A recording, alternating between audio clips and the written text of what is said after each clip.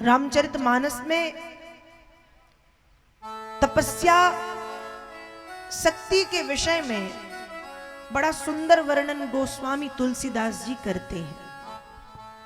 बाबा तुलसी लिखते हैं कि ये जो संसार है ये तपस्या शक्ति के बल पर ही टिका हुआ है। जिस दिन तपस्या शक्ति नष्ट हो गई उस दिन ये संसार भी गिर जाएगा। पर हम तो देखते हैं कि आज कोई तपस्या नहीं करता।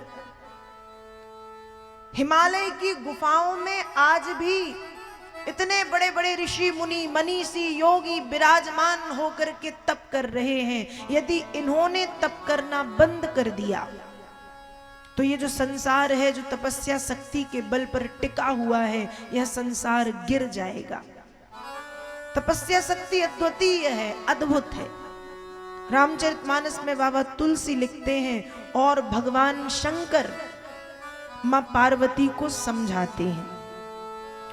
तपवधार सब सृष्टि भवानी, तपवधार सब सृष्टि भवानी, करई जाई तपवस जिय दानी, करई जाई तपवस जिय जानी, तपवस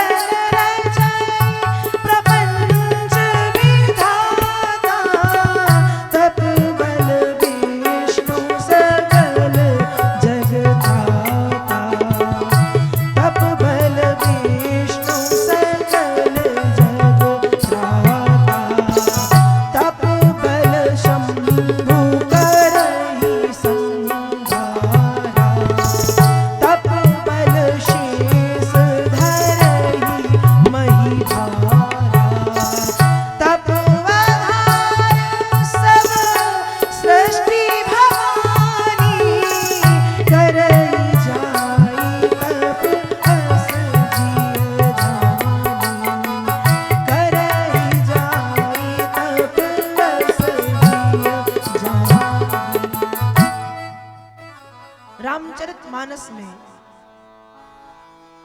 बाबा तुलसी ने तपस्या के महत्व को बताया है।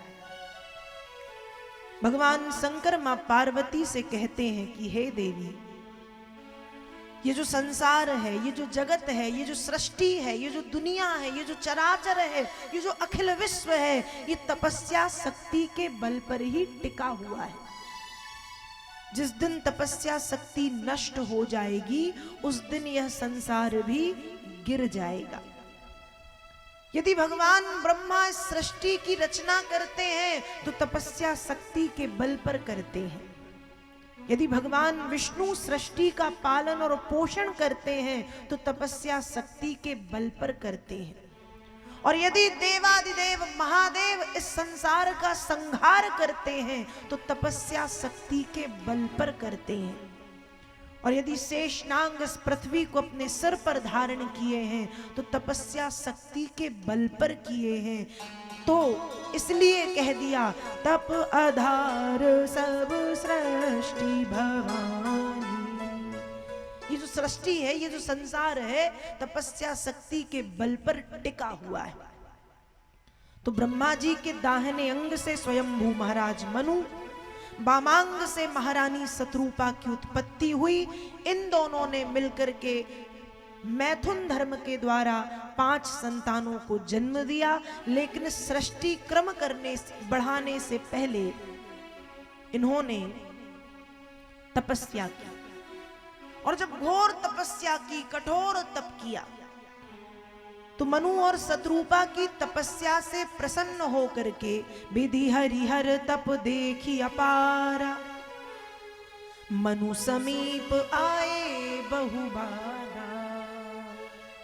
मनु शत्रुपा की तपस्या से प्रसन्न होकर के भगवान ब्रह्मा, विष्णु और महेश ने इन्हें 1 बार नहीं, 2 बार नहीं, 3 बार नहीं, बहुबारा, बहुत बार, बार बार दर्शन दिए।